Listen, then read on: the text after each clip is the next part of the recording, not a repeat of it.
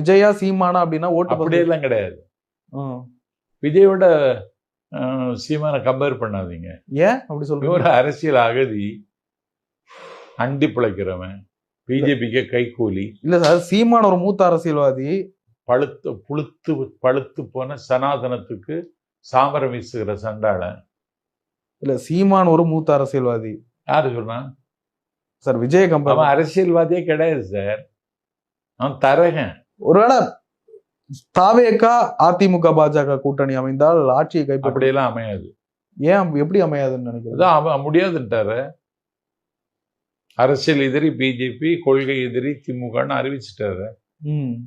இல்ல, இருந்தாலும் அதிமுகவுக்கு ஒரு எடப்பாடி பழனிசாமி துணிச்சலா பிஜேபியோட கூட்டணியை முறிச்சா அது எப்படி முறிப்பான்?